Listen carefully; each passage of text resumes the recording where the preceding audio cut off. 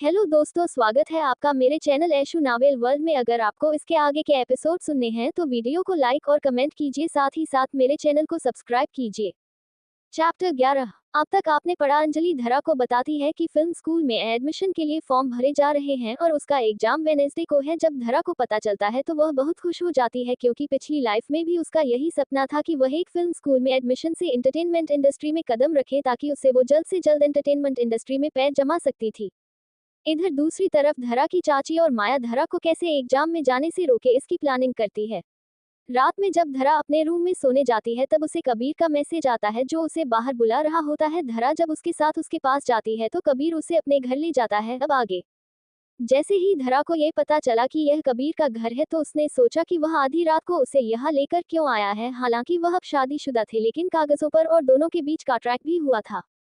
इसके अलावा जो उसने कबीर के बारे में भी सुना था, उस हिसाब से उसे पता था कि कबीर के साथ बहुत सी लड़कियां सोना चाहती थी, लेकिन उसको इंटरेस्ट नहीं था। फिर वह उसे यहाँ लेकर क्यों आया है। फिर उसने ज्यादा ना सोचते हुए सीधे कबीर से सवाल किया, कबीर तुमने कहा था कि मेरे पास 1 महीने का टाइम है।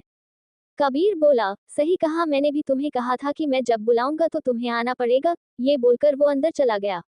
अरे! धरा उसके पीछे चलने लगी। कबीर बहुत तेजी से आगे चल रहा था। हाल बहुत बड़ा था। जैसे ही धरा ने हाल पर नजर घुमाई उसके कदम वहीं रुक गए। फिर वो भी कबीर के पीछे चल दी। कबीर जैसे ही दरवाजे पर पहुंचा उसके कदम रुक गए और उसके अचानक से रुकने से धरा उससे टकरा गई। जैसे ही वह टकराई उसे अपने सिर में दर्द हुआ और उसने घूरकर कबीर को देखा। कबीर तुम्हारे पास मुझे यहाँ बुलाने का कोई कारण होना चाहिए। कबीर ने अपना सिर घुमाया और मनमोहन मुस्कान दी। इसका कारण बस इतना है कि आज से तुम मेरी पत्नी हो और जब मुझे तुम्हारी जरूरत होगी तो तुम्हें मेरा साथ देना चाहिए। इससे पहले कि धरा और कोई सवाल पूछती कबीर पहले ही ऊपर चला गया। बटलर तुम्हें तुम्हारे कमरे में ले जाएगी, जल्दी सो जाना। सोने की बात सुनकर धरा तुरंत शांत हो गई और मन में सोचने लगी, सभी अपने आप ही सोते हैं, कोई एक दूसरे को ऐसे परेशान नहीं करता, वो भी इतनी रात को। बाद में वह कबीर के ध्यान हटाकर बटलर को फॉलो करने लगी। बटलर लगभग 50 साल का बूढ़ा आदमी था। वह धरा को ऊपर ले गया और उसने थोड़ी थोड़ी बातें भी उस घर के बारे में बताया। उसने कबीर की बहुत तारीफ की थी। इन्होंने ही कबीर को बड़ होते हुए देखा था। धारा का कमरा बहुत सुंदर ढंग से सजाया गया था। उसका रूम 3rd फ्लोर पर था। वह इतनी नींद में थी कि मुश्किल से अपनी आंखें खोल पा रही थी। वह जल्दी से नहाने के लिए अपने बाथरूम में गई और वहां आए तो उसे एहसास हुआ कि उसके पास कपड़े नहीं है। उसने अपने चारों तरफ टॉवेल को लपेटा लिया और उसने गेट खोला और कमरे में भाग आई और उसकी सारी नींद हवा हो गई। उसने कबीर को वहां देखा, जो बहुत ही हैंडसम लग रहा था। उसके 6 पैक एब्स दिख रहे थे। वह भी अभी नहाकर आया था और उसने अपर बॉडी पर कुछ भी नहीं पहना था, जिसके देखकर धरा होगा कि सांसें ही अटक गई। उसने अपने चारों तरफ टॉवेल लपेटा हुआ था। धरा ने अपनी आंखें चौड़ी करके उसकी ओर देखा और कबीर की ओर इशारा करते हुए बोली, तुमने अपने कपड़े क्यों नहीं पहने। वह समझ नहीं पा रही थी कि वह ऐसे बिना कपड़ों के कैसे घूम सकता है। वह इस बात के लिए राजी हुए थे कि वह अलग अलग सोएंगे और एक दूसरे की लाइफ में इंटरफेयर नहीं करेंगे। तो वो यहाँ क्या कर रहा है। यह क्या कोई वह प्लानिंग कर रहा है। फिर उसने मन में सोचा, ये तो उसके कमरे जैसा नहीं दिखता है, लेकिन ये कैसे हो सकता है। वह तो अपने कमरे के बाथरूम में गई थी, तो बाहर कबीर के वॉशरूम में कैसे आ गई। वह इतना हैरान थी कि वह भूल ही गई थी कि उसने अपने शरीर पर सिर्फ टॉवल लपेटा हुआ था। कबीर के भाव एकदम शांत थे। उसकी आंखें धरा के शरीर पड़ी थी। उसने हल्का सा मुस्कुराया और बोला, अगर तुम्हें कुछ बोलना है तो तुम साफ साफ बोल सकती हो, और अगर तुम्हारा मूड कुछ और करने का भी है तो तुम मुझे बता सकती हो। मैं तुम्हें सेटिस्फाई करने की पूरी कोशिश करूंगा। तुम्हें इस तरह से मेरे रूम में आने की कोई जरूरत नहीं थी। क्या उसका वॉशरूम, क्या वह नींद में चल रही है। धरा ने अपने पीछे गेट की आड़ देखने के लिए मुड़ी, तभी हवा का झोंका आया और अचानक ही एक जोरदार आवाज के साथ गेट बंद हो गया। धरा इतनी डर गई थी कि वह तुरंत उछल पड़ी। जब नीचे उतरी, जैसे ही उसने फ्लोर पर कदम रखा, पानी होने की वजह से उसका पैर फिसल गया और वह आगे की ओर गिरने लगी। और जैसे ही गिरने वाली थी, उसने जल्दी से कबीर को पकड़ लिया, जिसकी वजह से कबीर का टॉवल उसके हाथ में आ गया और वह जमीन पर गिर गई। धरा को ऐसा महसूस हुआ कि उसकी कमर टूट गई थी।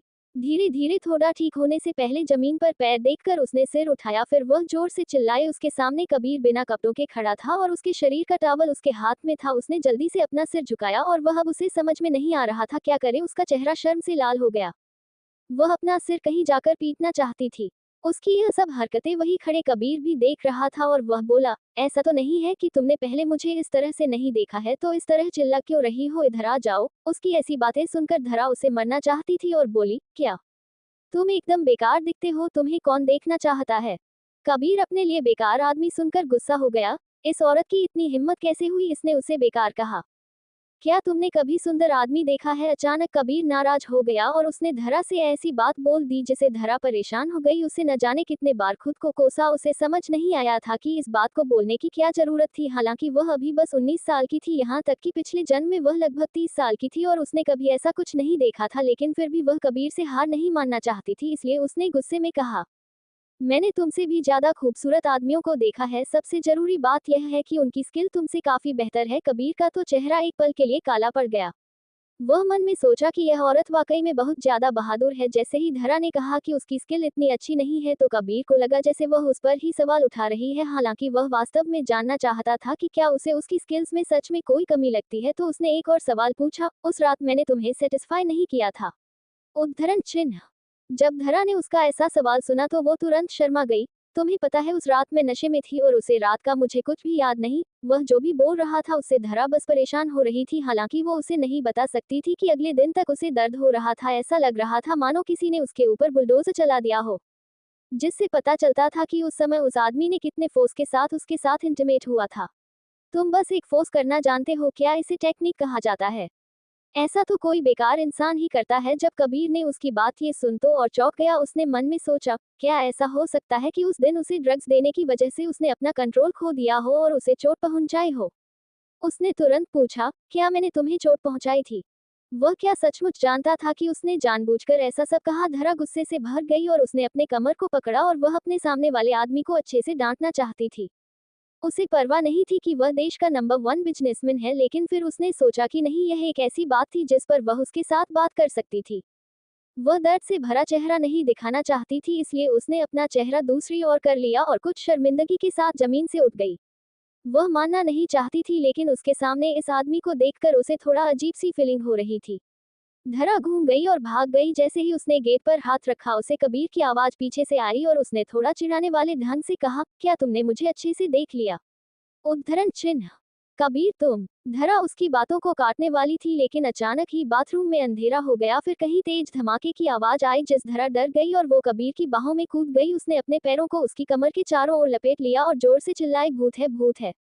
चारों ओर घना अंधेरा था और वह अपनी उंगलियां भी नहीं देख पा रही थी। रूम एकदम शांत था, केवल कभी कभार पानी की बूंदों की आवाज आ रही थी और दो लोगों की तेज सांसों की आवाज सुनाई दे रही थी। धरा का शरीर कबीर के चारों ओर लिपट गया था। उसे कसकर पकड़ने की वजह से उसका टॉवल उसकी बॉडी से गिर गया। दोनों एक दूसरे के बहुत करीब थे। जैसे ही कबीर ने महसूस किया कि धरा उसकी बाहों में है, उसके शरीर की खुशबू कबीर को बहकाने लगी, जिसकी वजह से कबीर ने धरा के गले में अपने सिर को घुसा लिया और सकी खुशबू को सूंघने लगा। उसने जोर से उसकी पतली कमर को पकड़ लिया और उसे अभी कसकर खुद से चिपका लिया। उस रात को ड्रग्स के नशे में था, लेकिन वह इस बात को नहीं मान सकता था कि वो भी खुद को कंट्रोल नहीं कर पाया था। उसे यह बहुत अच्छा लगा था। कबीर बोला, क्या तुमने अपना मन बदल लिया? क्या तुम्हें लगता है कि हमें आगे बढ़ना चाहिए? कबीर की आवाज में हल्की सी मुस्कुराहट और चिढ़ाने वाले स्वर था। धरा को एहसास हुआ कि वह अभी क्या कर रही है। तुम्हें लगता है कि तुम्हें अभी इस टाइम कुछ बोलना चाहिए?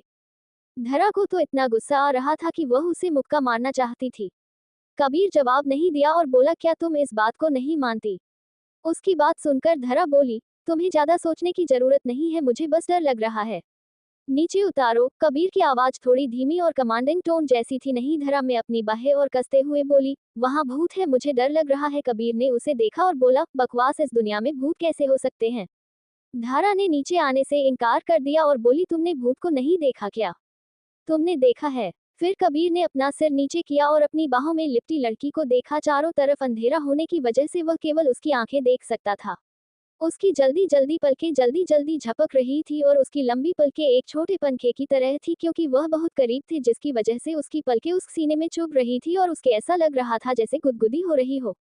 मैं बोलने के बीच में ही अचानक धरा रुक गई। वह एक ऐसी व्यक्ति थी जो एक बार मर गई थी और फिर उसका रिबर्थ हुआ था और वास्तव में उसकी सोल फिर से इस दुनिया में आई है। लेकिन क्या वह ये कबीर को बता सकती थी? नहीं, वो समझेगा कि वो कोई मेंटल पेशेंट है। ये सोचकर वह चुप थी। कबीर ने कहा, क्यों, क्या हुआ? खुद को सही साबित नहीं कर पा रही हो? इससे पहले कि धरा कुछ बोल पाती बाहर से आवाज आई, सर क्या आप बाथरूम में हैं? कबीर ने बटलर से कहा, क्या बात है सर? मैंने सुना कि नीचे मेन स्विच खराब हो गया है और उसे ठीक करने का काम चल रहा है और वह जल्दी ठीक हो जाएगा, बटलर ने सावधानी से कहा। जैसे ही उसने बात खत्म की अचानक से लाइट जल उठी। जैसे ही दोनों की आंखें मिली तो एक साथ जोर से चिल्लाए। सर क्या आप ठीक है? बटलर ने उसे चिल्लाने की आवाज सुनकर पूछा। बस कुछ कदमों की दूरी से उन्हें चलने की आवाज आ रही थी क्योंकि दरवाजा थोड़ा सा खुला था। कबीर ने धरा पर नजर डाली और जल्दी से उसको बाहों में छुपा लिया और जोर से चिल्लाया, कोई अंदर नहीं आएगा। कबीर की बात सुनकर बटलर और नौकर जल्दी से वहां से चले गए। अब इस कमरे में कोई नहीं था। धरा अचानक शांत हो गई और चुपचाप बस कबीर की बाहों में सिमट गई। कबीर को इसकी कोई परवाह नहीं थी। उसने दूसरा दरवाजा खोला और धरा को वापस उसके कमरे में ले गया और उसे सीधे बिस्तर पर फेंक दिया। चैप्टर -12। अब तक आपने पढ़ा। कबीर धरा को अपने विला पर लाता है। उसके बाद जब धरा अपने वॉशरूम से बाहर निकलती है तो उसे पता चलता है कि वो कबीर के रूम में निकली है और उसे सामने कबीर खड़ा दिखता है, जिसे देखकर वो चौंक जाती है। दोनों के नोकझोंक के बीच लाइट चली जाती है, जिसकी वजह से धरा भूत के डर से कबीर से चिपक जाती है और वह आपस में कुछ बातें करने लगते हैं। जब कबीर को एहसास होता है कि बटलर और नौकर उसके रूम में आने वाले हैं तो वह उन्हें वहीं रोक देता है।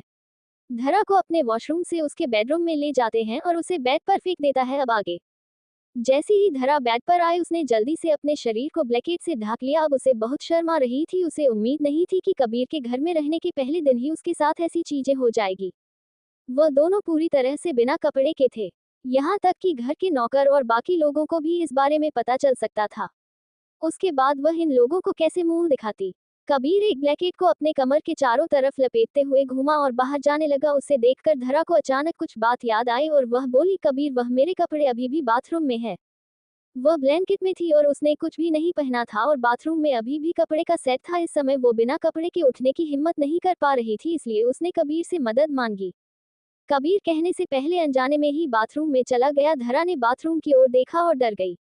किसी कारण से धरा को इस तरह से देखकर कबीर का मूड जो पहले खराब हो गया था वह अचानक ही ठीक हो गया और वह बोला, रूम में तुम्हारे पास बहुत से कपड़े हैं, अगर वह बाथरूम में है तो उसे वही रहने दो या फिर तुम चाहती हो कि उसे मैं तुम्हें खुद पहनाऊं। धरा चिढ़ गई। धरा ने अपने क्लोजेट की तरफ देखा। एक तरफ पूरी कैबिनेट है जो कुछ हद तक अजीब था। उसे देखकर धरा ने कहा, इसकी तरह इसकी चीजें भी अजीब ही है। धरा को ऐसा लगा कि कबीर ने उसके विचारों को समझ लिया हो, लेकिन उसने कुछ नहीं कहा। वह घुमा और जाने ही वाला था, लेकिन उसने धरा को अपने पीछे बड़बड़ते हुए सुना, अपने आप को समझता क्या है, बागर बिल्ला कहीं का, इसने जानबूझकर बाथरूम में 2 दरवाजे लगवाए होंगे। उसकी ये बातें सुनते ही कबीर पीछे मुड़ा और हल्के से मुस्कुराया और बोला, अब तुम्हें पहले से ही पता है कि ये दरवाजे बहुत पहले से ही लगे हैं और इससे ये साबित होता है कि तुम ही लापरवाही से बाथरूम में घुस गई। वॉशरूम में घुसते ही साफ साफ तुम्हें 2 दरवाजे पहले ही दिखना चाहिए था। क्या तुम्हारी आंखें खराब है? या फिर ऐसा हो सकता है कि तुम मुझे झांक कर नहाते हुए देखना चाहती थी? क्या? नहीं, मैं झांकने वाली नहीं थी। धरा इतने गुस्से में थी कि वह लगभग उस पर चिल्लाने ही वाली थी। उसने अपने छोटे हाथों की ओर इशारा किया, तुम खुद को समझते क्या हो जो मैं तुम्हें देखने के लिए ये सब करूंगी? तुम बस एक जंग लगे हुए सामान की तरह हो। उद्धरण चिन्ह। जंग लगे हुए सामान। धरा की बातें सुनकर कबीर का चेहरा एक बार फिर काला हो गया और उसने मन में सोचा, आज तक इतनी बेइज्जती तो मेरी किसी ने नहीं की। मुझे तो समझ में नहीं आ रहा है कि यह चाहती क्या है। उसकी ऐसी बातें सुनकर कबीर भी बोल पड़ा, तो फिर हम दोनों एक दूसरे के लिए बिल्कुल परफेक्ट है। आपका क्या मतलब है? धरा ने वापस पूछा। कबीर ने अपना चेहरा उठाया और उसकी ओर देखकर बोला, सामान का इस्तेमाल करने लायक जगह भी तो होनी चाहिए। ये दोनों एक दूसरे से मेल नहीं खाते। इतना बोलने के बाद उसने धरा के सीने को घूरा और कबीर ने गेट बंद कर दिया। धरा और भी ज्यादा गुस्सा हो गई। उसने अपने चेहरे पर एक तकिया रख और फिर उसे ऊपर फेंकते हुए बोली, कबीर राजवंश, तुम सच में जंग लगे हुए सामान से ज्यादा कुछ नहीं हो। बहुत देर चिल्लाने के बाद धरा ने फिर से अपने सीने की ओर देखा और खुद को ही मनाया और बोली, इस कबीर राजवंश की तो आंखें सचमुच खराब है। थोड़ी देर तक छुपने के बाद धरा बिस्तर से उठी और उसने अपनी अलमारी खोली। बेडरूम बहुत बड़ा था और अलमारी में 10 कैबिनेट थे जो दीवारों से लगे हुए थे। धरा ने उन्हें एक एक करके खोला। उसमें पूरे साल भर के बहुत ही अच्छे और सुंदर कपड़े थे, कुछ वेस्टर्न, कुछ इंडियन और सैंडल, बैंग, ज्वेलरी, मेकअप के सामान, सब कुछ जरूरत से ज्यादा था।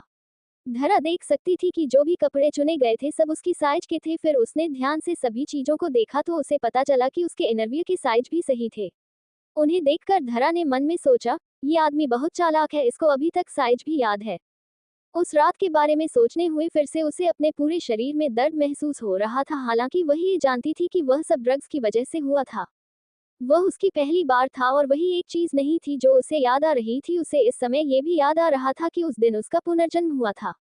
भले ही वह 19 साल की थी लेकिन उसकी आत्मा 30 साल की थी, जिसकी वजह से उसे थोड़ा अजीब लग रहा था कि वो तो कबीर से भी बड़ होगी। उसने जल्दी से अपने नाइटवेयर निकले और पहन ली।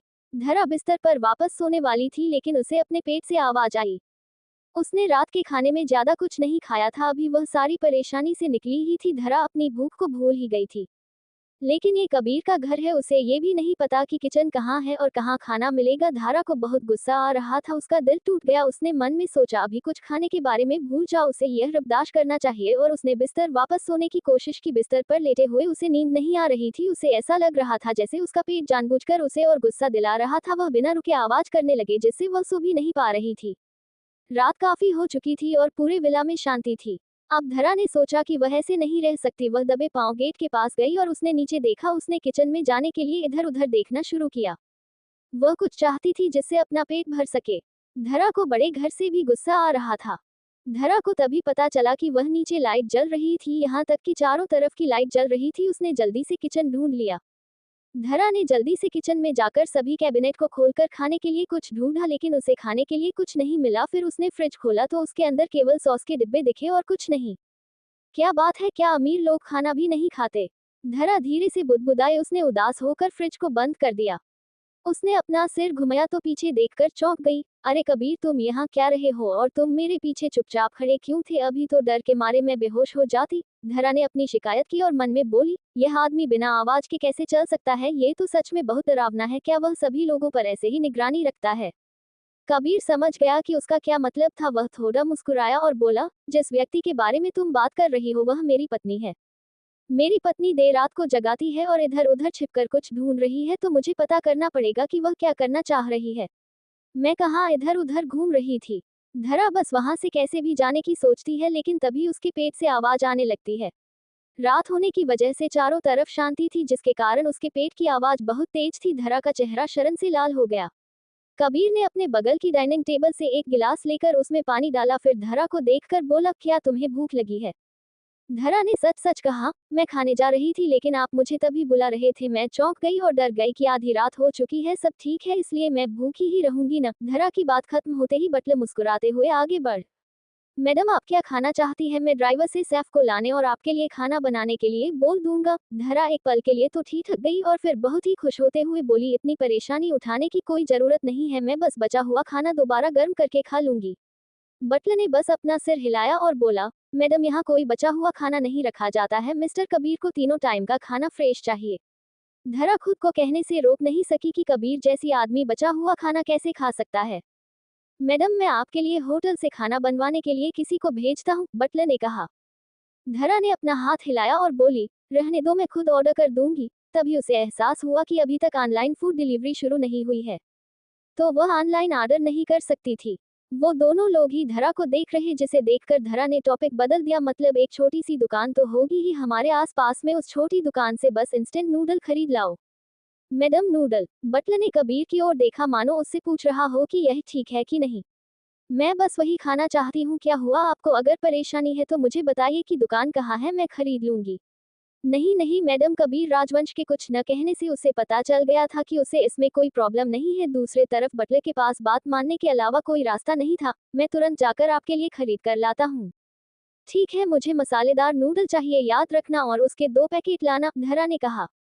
चैप्टर 13। अब तक आपने पढ़ा। कबीर धरा को उसके बेडरूम में लाता है और वह वहां से जाने वाला होता है, तब धरा को चिढ़ाना नहीं भूला। आधी रात को धरा को भूख लग जाती है और वह कुछ खाने के लिए किचन में जाती है, लेकिन उसे वहां कुछ खाने के लिए नहीं मिलता। तभी वहां कबीर आ जाता है और वह देखता है कि धरा को भूख लगी है। तब वह बटलर से कुछ बनाने के लिए बोलता है, लेकिन धरा मना कर देती है और वह ऑनलाइन ऑर्डर करने के लिए बोलती है, लेकिन तभी उसे याद आता है कि अभी ऑनलाइन फूड डिलीवरी स्टार्ट नहीं हुआ है, जिसकी वजह से फिर अपनी बात बदल देती है। बटलर जब वहां से धरा के लिए कुछ खाने के लिए लाने वाला था, तब धरा बोलती है कि वह उसके लिए नूडल्स ले आए। अब आगे नूडल के बारे में सोचते ही धरा के मुंह में पानी आ गया और उसके पेट से आवाज बढ़ती जा रही थी। उसने अपना पेट पकड़ा और पीछे हुई तो पाया कबीर उसे ही घूर रहा था।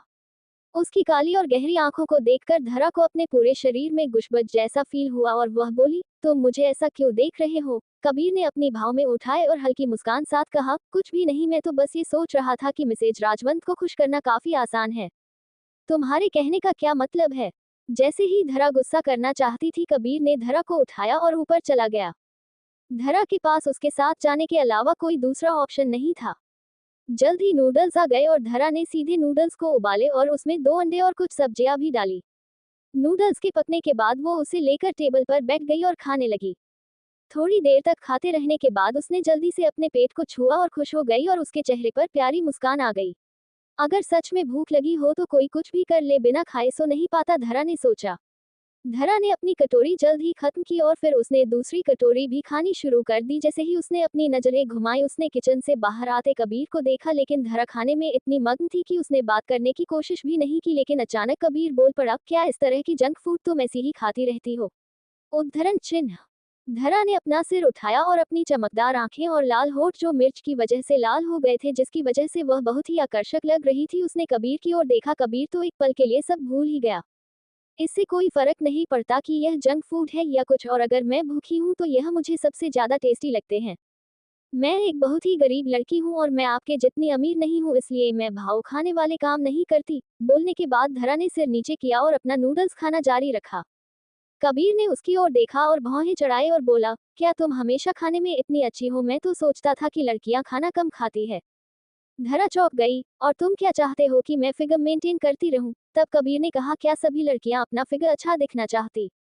धरा ने अपना हाथ लहराया और बोली, वो नाजुक लड़कियां करती है। जहां तक बात मेरी, मैं बहुत खुशी खुशी सब कुछ खाती हूँ और सो जाती हूँ, पैसे कमा सकती हूँ और अपनी इच्छा अनुसार स्कूल जा सकती हूँ। धरा खाने के मामले में हमेशा अच्छी थी और उसका वजन कभी नहीं बढ़ता था। सबसे खास बात यह थी कि वह हर दिन इतनी व्यस्त रहती थी कि कोई एक्सरसाइज भी नहीं कर पाती थी। कबीर ने अपने सामने वाली औरत को देखा। वह मुंह में सोने का चम्मच लेकर पैदा हुई थी और हाई सोसाइटी में रही है। उसके घर में औरतें काफी फेमस है, वह नाजुक महिला कैसे हो सकती है?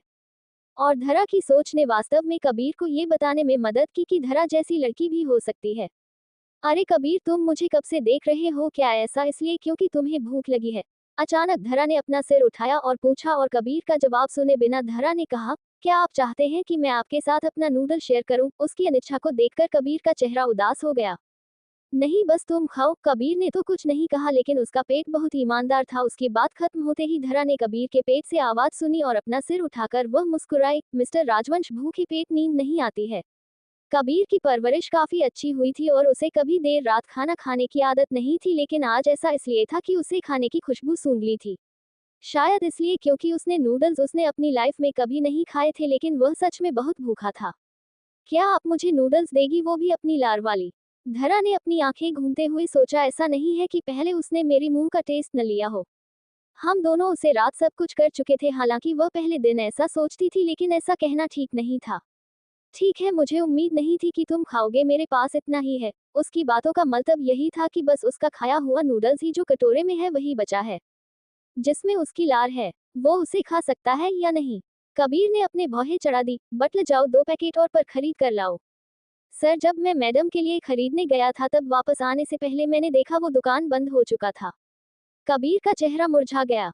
उसे देखकर धारा में अपनी हंसी रोकने की पूरी कोशिश की और उसने अपनी सहानुभूति के साथ कहा, ऐसा लगता है अब खरीदने के लिए तो कुछ भी नहीं है। धारा को पता था कि कबीर को सफाई ज्यादा पसंद थी। अब उसके नूडल्स को पसंद करने के लिए उसे बहुत देर हो चुकी थी, इसलिए वह उसके साथ एक कटोरे में नूडल्स नहीं खाएगा। ये सोचकर धरा काफी अच्छा महसूस करने लगी। उसे लगा कि उसके ऐसा कहने के बाद कबीर घूमेगा और यहाँ से चला जाएगा, लेकिन उसे उम्मीद नहीं थी कि कबीर ने जल्दी से धरा का कटोरा छीन लिया और नूडल्स उठाया और खाना शुरू कर दिया। क्या धरा को उम्मीद नहीं थी कि वास्तव में वह उसका झूठा खाने लगेगा? कबीर की स्टेटस बहुत ही हाई था, वो नूडल्स कैसे खा सकता था? उसके स्टेट वाले लोगों ने नूडल का जिक्र भी नहीं सुना होगा। हालांकि कबीर ने वास्तव में इसे खा लिया और उसकी नूडल्स छीन लिया। अब उसके पास खाने के लिए कुछ नहीं है। कबीर, मेरे लिए कुछ बचा कर रखो। धरा थोड़ा और खाना चाहती थी। तभी वहां बटलर आया। उसने कभी न दिखने वाला दृश्य देखा। कबीर अपनी इमेज की परवाह किए बिना एक लड़की से नूडल के कटोरे के लिए लड़ रहे थे। उनके सर से पसीना बह रहा था और उनके मुंह के कोने लाल हुए थे। वह एक बड़े परिवार के हेड की तरह व्यवहार नहीं कर पा रहा थे, जो वास्तव में एक नूडल्स के कटोरे के लिए लड़ रहे थे। इसके अलावा कबीर की फैमिली बैकग्राउंड की वजह से किसी ने इस तरह के खाने को कभी नहीं देखा होगा। ऐसे में बटलर को काफी शर्मिंदगी उठानी पड़ी। उसे ये भी संदेह हुआ कि यह सचमुच कबीर है कि नहीं। बटलर नहीं जानता था कि वह वास्तव में अब कबीर को नहीं जानता था। वह परिवार के सबसे हानेस्ट सज्जन व्यक्ति कैसे हो सकता था? धरा ने कबीर को नूडल्स का एक कटोरा खाते हुए देखा। उसने सोचा कि वह अगर ऐसी खाता रहेगा तो उसके लिए तो कुछ भी नहीं बचेगा।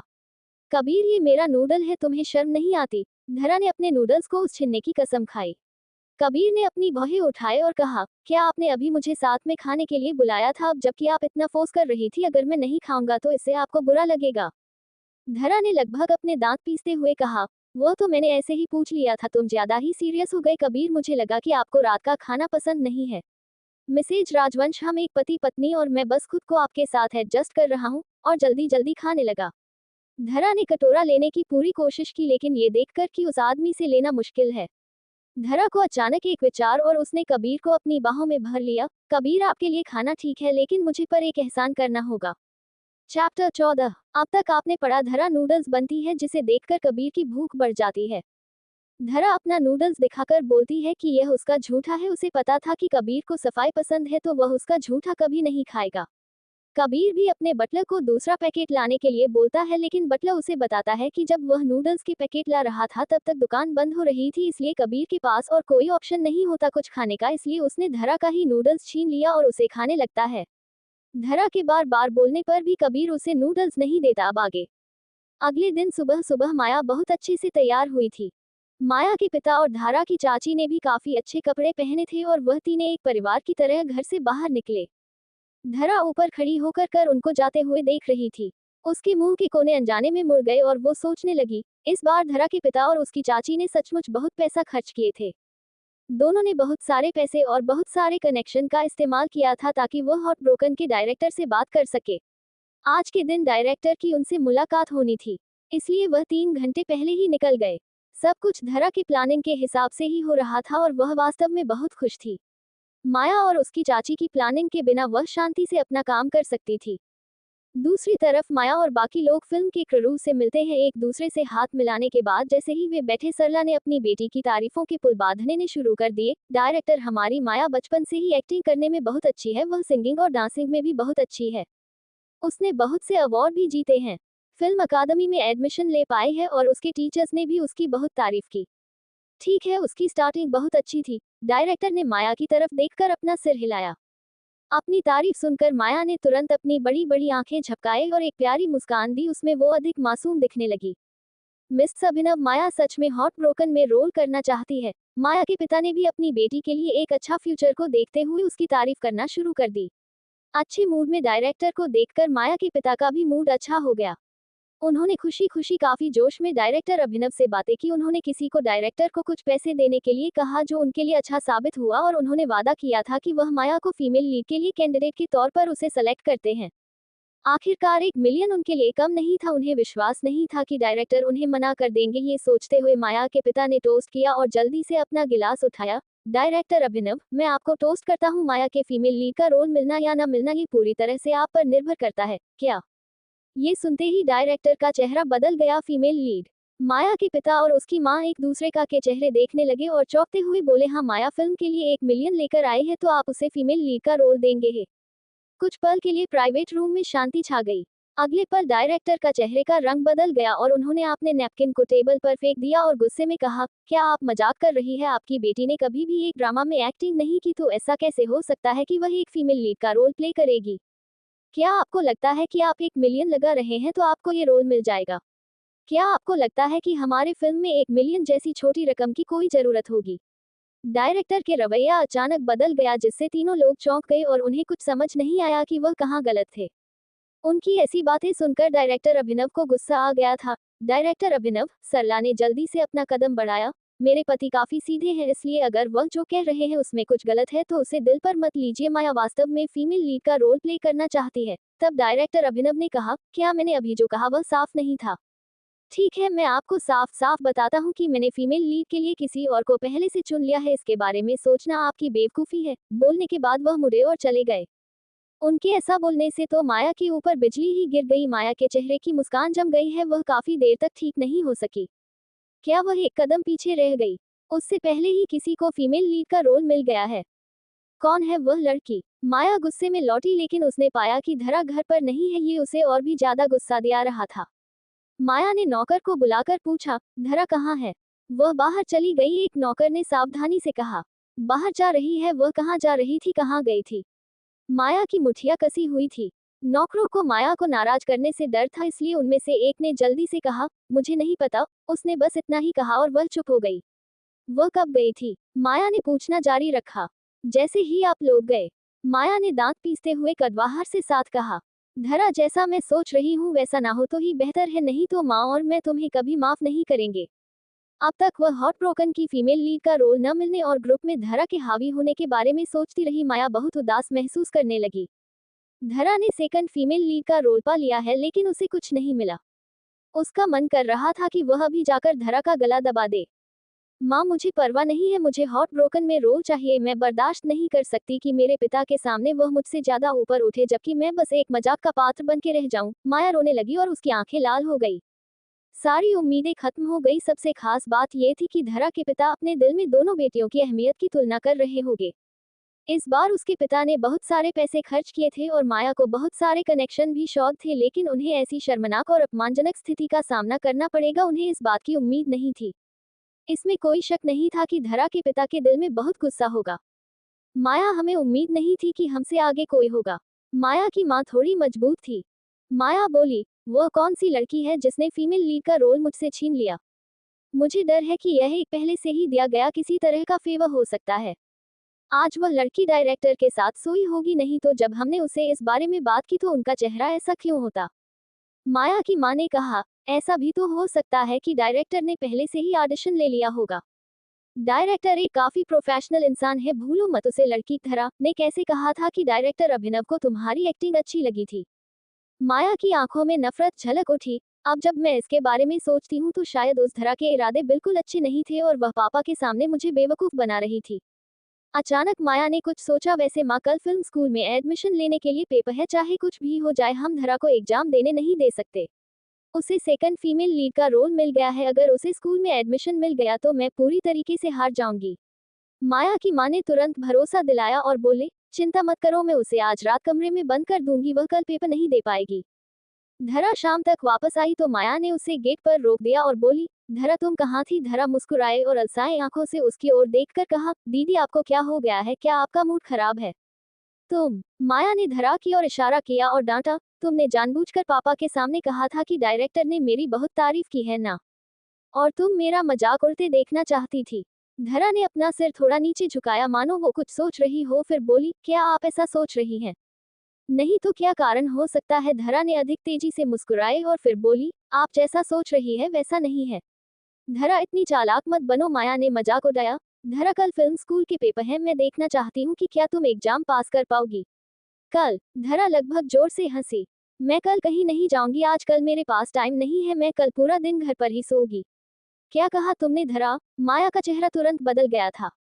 धरा ने अपनी आंखें झपकाई, उसके चेहरे पर एक संतुष्टि के भाव थे और माया को अचानक एहसास हुआ कि धरा को ये पता चला गया था कि वह उसे रोकना चाहते थी, जिसकी वजह से उसने बहुत पहले ही ये प्लानिंग की थी। धरा, तुमने कहा था कि डायरेक्टर मुझे रोल दे सकते हैं, वास्तव में या सिर्फ मेरा ध्यान भटकने के लिए था? धरा ने मन में सोचा, तुम इतनी बेवकूफ नहीं हो, आखिरकार तुम्हें सब समझ में आ गया। मगर धरा ने कुछ जवाब नहीं दिया और फिर अचानक बोली, दीदी क्या आपको नहीं लगता कि थोड़ी देर हो गई है इन सब बातों के लिए? बोलने के बाद धरा मुड़ी और चली गई, उसके पीछे माया डर गई थी। धरा को जल्द ही एग्जाम का नोटिफिकेशन आ गया। उस समय माया और उसकी मां के चेहरे पीले पड़ गए। उन्हें समझ में आ गया कि धरा का एडमिशन हो गया, लेकिन ये कैसे हुआ किसी को कुछ नहीं पता। उन्होंने ना देखने का नाटक किया। उसने वह लेटर उठाया और खुशी खुशी अपने पिता के पास दौड़ी। पापा, मुझे फिल्म अकादमी में एडमिशन मिल गया है। हीरोइन के रोल की वजह से माया ने अपने पिता को शर्मिंदा कर दिया था। हाल ही में धरा ने बार बार अपने पिता को गर्व से भरा चेहरा दिखाया, इसलिए धरा के पिता के दिल में दोनों बेटियों के लिए अपने दिल में निर्णय की बेहतर बेटी की जंग छिड़ी हुई थी। उन्होंने अपनी आंखें झुका ली और संतुष्टि से अपना सिर हिलाया। ठीक है, आपको सेकंड फीमेल लीड का रोल मिल गया, आपको फिर स्कूल में एडमिशन भी मिल गया। धरा हाल में ही बहुत अच्छा कर रही थी। पापा, आपके सपोर्ट के लिए थैंक यू, मैं बहुत मेहनत करूंगी। धरा बहुत ही अच्छी तरह से व्यवहार कर रही थी। ठीक है मेरी प्यारी बेटी। बाप और बेटी के बीच बातचीत को देखकर सरला की आंखें चमक उठी। उसने नकली मुस्कुराहट दिखाया और आगे बढ़ी। धरा, मैं सच में तुम्हें बधाई देती हूँ। आपने पिछले साल एग्जाम पास नहीं किया था, लेकिन इस साल आखिरकार आपको वह मिल गया जिसकी आप हकदार हो। लेकिन इस फिल्म स्कूल की ट्यूशन फीस वास्तव में महंगी और कंपनी का बिजनेस उतना अच्छा नहीं है कि 2 ट्यूशन फीस हमारा परिवार उठा सके। धरा अपने सामने अपनी चाची की इतनी अच्छी एक्टिंग देखकर खुद को रोक नहीं सके और उसने उन्हें दिल ही दिल में डांट लगाई। सरला ने ये देखकर कि उनकी खुद की बेटी उसके पति के सामने अच्छी नहीं लग रही है, उसने याद दिलाने की जल्दबाजी की ताकि पिता यह ना भूले कि माया ने 1 साल पहले ही एग्जाम पास कर लिया था। माया की तुलना में वह अभी भी थोड़ी खराब थी। उद्धरण चिन्ह। ये औरत भले ही एक अच्छी इंसान दिखाने का नाटक कर ले लेकिन अपने काम नहीं छुपा सकती थी। वह माया से 1000 गुना ज्यादा बुरी थी, लेकिन अब जब धरा के ट्यूशन के लिए फीस देने की बारी आती है तो शायद उसके पिता उसका साथ नहीं देते।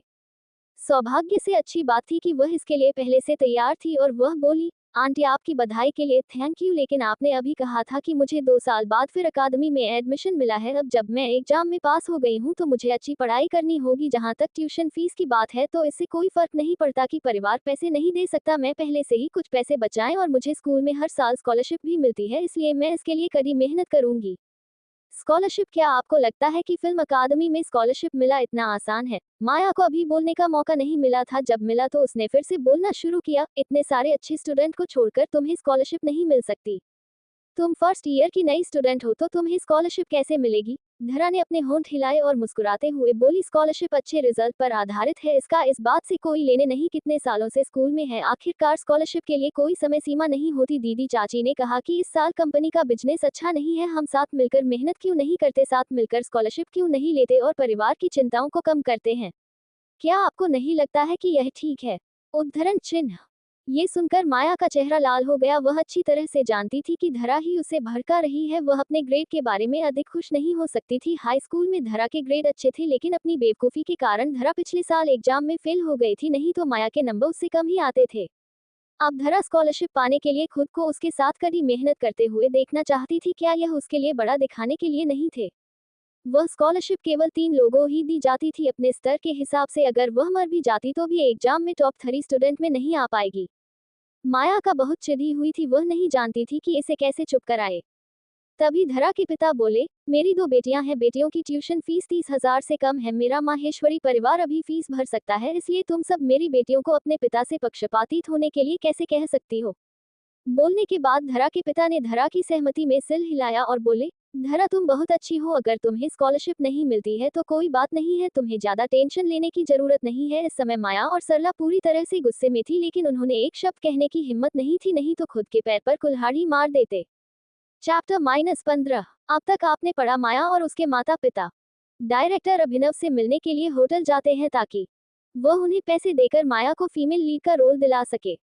लेकिन जब डायरेक्टर अभिनव को इसके बारे में पता चलता है तो वह गुस्से में वहां से चले जाते हैं और वह बोलते हैं कि माया को इसमें रोल नहीं मिल सकता क्योंकि फीमेल लीड पहले से ही सेलेक्ट की जा चुकी है, जिससे माया को बहुत गुस्सा आता है। जब वह घर आती है तो उसे पता चलता है कि धरा अभी तक घर नहीं आए हैं। तब उसे याद आता है कि कल फिल्म स्कूल में एडमिशन के लिए एग्जाम होने वाले हैं, तो वह धरा को रोकने के लिए अपनी माँ के साथ प्लानिंग करती है, लेकिन धरा उसे बताती है कि वह कल पूरा दिन घर में आराम करेगी और उसके बाद धरा के पास स्कूल में एडमिशन का नोटिफिकेशन आता है, जिसे देखकर माया को समझते देर नहीं लगती कि धरा ने उनको बस फंसाया था और वह अपना एडमिशन करवाने में सफल रही। उसके बाद धरा अपने पिता के पास जाती है और उन्हें एडमिशन मिलने के बारे में बताती है। उसके पिता काफी खुश होते हैं। तभी धरा की चाची जानबूझकर यह बोलती है कि अभी बिजनेस अच्छा नहीं चल रहा तो किसी एक को ही ट्यूशन दिला सकते हैं, लेकिन उसके पर धरा के पापा इस बात के लिए मना करते हैं और वह बोलते हैं कि वह दोनों की फीस दे सकते हैं। साथ ही धरा माया को भी स्कॉलरशिप जीतने के लिए कहती है, जबकि धरा को अच्छे से पता होता है कि माया पढ़ने में कभी अच्छी नहीं थी, जिस वजह से माया और धरा की चाची अपनी पैर पर ही कुल्हाड़ी मार लेते हैं। अब आगे जल्द ही फिल्म स्कूल की क्लासेस शुरू हो गई। धरा खुशी खुशी फिल्म अकादमी में चली गई। यह एक हाई एजुकेशन इंस्टीट्यूट था जिसमें वह पिछले 2 जन्म से पढ़ना चाहती थी। पिछले जन्म में उसका सपना माया और उसकी चाची की वजह से टूट गया। इस लाइफ में आखिरकार उसकी इच्छा पूरी हुई। स्कूल में हर जगह नए स्टूडेंट के वेलकम के लिए पोस्टर लगे हुए थे और बहुत से स्टूडेंट चारों तरफ फैले हुए थे। धरा अपना बैग घसीटते हुए रिपोर्टिंग करने के लिए ऑफिस में चली गई। कुछ देर तक वह वहीं खड़ी रही, तभी उसे लगाकर कुछ गड़बड़ है। किसी कारण से आसपास के लोग उसे ही देख रहे थे, जबकि वह उनमें से किसी को नहीं जानती थी और समय समय पर वह फुसफुसा रहे थे और एक दूसरे से उसकी ओर इशारा करके बातें कर रहे थे। आखिर हो क्या रहा है? धरा उन्हें बिल्कुल भी नहीं जानती थी और वह अभी अभी स्कूल से आई थी, इसलिए उसने किसी को नाराज भी नहीं किया था। उनकी धीरे धीरे बातें करने के तरीके से ये तो साफ था कि वह अच्छी बातें तो नहीं कर रहे होंगे। जब धारा लाइन पर पहुंची तो उसने अपना सामान नीचे रख दिया और हल्की मुस्कान के साथ कहा, मैं एक्टिंग डिपार्टमेंट की धरा माहेश्वरी हूँ। जैसे ही उसने अपनी बात खत्म की, चारों तरफ हंगामा मच गया। जो लोग अभी अभी फुसफुसा रहे थे, अचानक ही उनकी आवाज तेज हो गई। वह सच में धरा महेश्वरी है। धरा भी चौंक गई क्योंकि वह इतनी फेमस तो नहीं थी हर कोई उसका नाम जाने। उसे कुछ तो गड़बड़ होने का एहसास होने लगा। उसने सोचा, ऐसी कौन सी चीज है जिसे उसने मिस कर दी है। फिल्म अकादमी में एडमिशन का अनुभव कुछ ऐसा था जो उसके पिछले जन्म में अनुभव नहीं किया था। इस जीवन में भी यह उसका नया अनुभव था और कई सारी चीज उसने पहली बार अनुभव की थी। रजिस्ट्रेशन पूरा करने के बाद थोड़ा धरा अपना सूटकेस लेकर गर्ल्स हॉस्टल्स में चली गई। रास्ते में अभी भी लोग धीमी आवाज में उसके बारे में बात कर रहे थे और अजीब नजरों से उसे देख रहे थे, जिससे वह और भी ज्यादा हैरान हो गई। जैसे ही उसने अपने हॉस्टल के गेट को खोला, अंदर पहले से ही 3 लोग मौजूद थे। यानी वो 4 लोगों का रूम था। वह यहाँ लास्ट में आई थी। धरा ने अपने लिए दिए गए बिस्तर की ओर देखा तो वहां पहले से ही किसी ने उसके बेड पर कब्जा कर लिया था। लड़की, मुझे माफ करना, अब ये बिस्तर मेरा है। बिस्तर पर बैठी लड़की उसके बगल में खड़ा हो गई। धरा मुस्कुराए और बोली, आपने कहा था कि यह आपका है। क्या आप यह नहीं जानती कि जो कोई भी जल्दी आएगा वह पहले से बेड नहीं चुन सकता है। लड़की ने तिरस्कार से अपनी आंखें घुमा ली। धरा ने उसकी ओर देखा और उसके सामने वाले लड़की का चेहरा सुंदर था, लेकिन किसी कारण से वह अनकंफर्टेबल फील कर रही थी। उसे लोगों को पहचान में पहले से काफी आसानी होती थी। उसने उसका बैग भी छीन लिया था। लड़की बस उसे परेशान कर रही थी। क्या तुम्हें यकीन है कि तुम हटना नहीं चाहती? रिपोर्ट में साफ साफ उनके बिस्तर का नंबर दिया गया है। धरा ने रिपोर्ट को अपने हाथ में उठाया, बैग की ओर इशारा किया और कहा, यह नीचे की सीट मेरा है, तो जब आप यहाँ आई तो अपने रूल्स क्यों बदल दिए? बेड नंबर में क्या खराबी है? लड़की भी हारना नहीं चाहती थी। मैं ऊपर नहीं चढ़ सकती, यह निचलावत तुम्हें उसे जाने देना चाहिए और तुम्हें इसे मेरे लिए ही छोड़ देना चाहिए। क्या कहा? तुम्हारे लिए बेड छोड़ दूं? धरा को थोड़ा आश्चर्य हुआ। हाँ, मैं किसी की मदद से भी ऊपर नहीं चढ़ सकती, तो तुम किसी और के साथ क्यों नहीं अपने बेड को बदला लेती हो? धरा ने कहा, नहीं, मैं भी ऊपर नहीं चढ़ सकती, यह मेरे बेड है। धरा बेड की ओर तेजी बढ़ी। उसने जल्दी से उस लड़की रिपोर्ट पकड़ लिया और उसका नाम पढ़ लिया, समीक्षा। धरा ने कहा, हम एक साथ ऑफिस में क्यों नहीं जाते और टीचर से ही आपके बारे में पूछ लेते? आप ऊपर चढ़ नहीं पाती। यह कोई छोटी बात नहीं है, इसलिए अगर इस कमरे में कोई भी आपकी मदद नहीं कर सकता तो आप किसी और रूम में ट्रांसफर हो जाए, उसके बारे में बात कर लेंगे। बोलने के बाद धरा ने समीक्षा की कलाई पकड़ ली और समीक्षा को खींच लिया और गेट तक ले गई। तुम क्या कर रही हो? जाने दो। जब समीक्षा ने सुना कि वह उसे ऑफिस ले जा रही है तो वह घबरा गई। उसमें इससे छुटकारा पाने के लिए संघर्ष करने लगी, लेकिन दर्द उसकी कलाई में बढ़ता जा रहा था। धरा ने उसकी कलाई को कसकर पकड़ लिया था और दोनों दरवाजे में उलझा के रह गई। अरे ऐसा मत करो, अब हम रूममेट है तो इतनी सी बात पर घबराने की जरूरत नहीं है। उन दोनों के कानों अचानक से ये आवाज पड़ी और उन दोनों को किसी ने पकड़ लिया। वह आवाज बहुत नर्म और कोमल थी। धरा ने अपने बगल में देखा। लड़की बहुत सुंदर थी, लेकिन उसका स्वभाव अच्छा नहीं था। वह बहुत शांत और तेज रफ्तार थी और वह एक स्मार्ट व्यक्ति की तरह दिखती थी। धरा ने कुछ नहीं कहा, लेकिन चुपचाप लड़की की ओर देखती रही। इस हॉस्टल के रूम में 4 लोग थे, समीक्षा को छोड़कर, जिसने आते ही धरा को परेशान कर दिया था। उसे नहीं पता था कि बाकी 2 लोग उसके दुश्मन थे या दोस्त, इसलिए वह शुरुआत से इतनी आसानी से उनके बारे में अपनी राय नहीं बन सकती थी। हम सभी रूममेट हैं, हम भविष्य में 4 साल तक एक साथ रहेंगे, इसलिए अगर हमें कोई परेशानी है तो हम इसके बारे में बात करेंगे। हम इतने परेशानी खड़ी क्यों कर रहे हैं? ये देखकर कि धरा कुछ नहीं बोली, समीक्षा को फिर से मना लिया गया। उसकी बात सुनकर उस लड़की ने धरा से अपना हाथ मिलाया और समीक्षा ने उसे गुस्से में देखा और तुरंत फिर धक्का दिया। वह लड़की बोली, मुझे अपना इंट्रोडक्शन दो, मेरा नाम बेला है और शायद आप धरा है। आपसे हम लोग एक दूसरे का ख्याल रखेंगे। लड़की ने अपना इंट्रोडक्शन दिया। धरा ने भी विनम्रता से जवाब दिया, बेशक हमें एक दूसरे का ख्याल रखना चाहिए, लेकिन बेड के बारे में मैं वास्तव में इसमें कोई मदद नहीं कर सकती। यह स्कूल के नियम है, हम लापरवाही से बेड नहीं बदल सकते। समीक्षा के साथ फर्स्ट इंप्रेशन कुछ अच्छा नहीं था, इसलिए उसने उसके बारे में बातें की। समीक्षा गुस्सा होने वाली थी, लेकिन बेल ने उसे रोक दिया। समीक्षा, चलो इसे रहने दो, अपनी जगह पर आ जाओ। अगर तुम्हें बेड चेंज करना है तो हम ऑफिस में जाकर इसकी रिपोर्ट भी कर सकते हैं। लेकिन बेला, ठीक है, क्या यह अच्छी बात नहीं है कि हमारे पास अभी भी बेड है? समीक्षा को बेला ने फिर से मना लिया। धरा ने अवचेतन रूप से बेला को 2 बार देखा और उसके दिल में कुछ विचार आया। समीक्षा ने सीट खाली कर दी और धरा अपने बिस्तर पर वापस आ गई। बिस्तर साफ करने के बाद धरा ने ऊपर बैठी हुई एक और लड़की को देखने के लिए अपना सिर उठाया, लेकिन जब उसने उसे देखा तो वह दंग रह गई। वीना। वीना पिछले जन्म में देश की सबसे फेमस राइटर में से एक थी। पुनर्जन्म से पहले वह और वीना एक दूसरे से मिले थे। वीना एक राइटर थी और वह उससे ज्यादा बात नहीं कर पाई थी। हालांकि वीना एक फेमस राइटर थी, लेकिन वह एक सेलिब्रिटी की तरह घमंडी नहीं थी और वह काफी शांत और विनम्र स्वभाव की थी। जिसके बारे में सोचकर धरा अभी भी अपने लिए उसका एक एहसान समझ रही थी, क्योंकि धरा को याद आया कि एक दिन उसे आधी रात को शूटिंग करनी पड़ी। वह और उसके कुछ को एक्टर को 10 घंटे से भी अधिक समय तक बिना पानी के काम करना पड़ा। उन्हें खाने का इंतजार करना पड़ा। अंत में जब फिल्म खत्म हुई तब भी अंत तक उन्हें खाना नहीं दिया गया।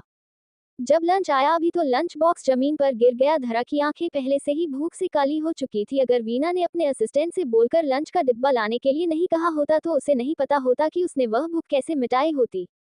उस पल वीना के प्रति धरा के मन में बहुत आदर और सम्मान आ गया था, जो उसके दिल की गहराई तक छपी थी। वह वीना को जानती थी, लेकिन वीना उसे नहीं जानती थी। धरा ने कभी नहीं सोचा था कि अपने नए जीवन में वह न केवल वीना से पहले मिलेगी, बल्कि उसका बेड उसके बेड के ऊपर होगा। वह दोनों एक रूम में थी।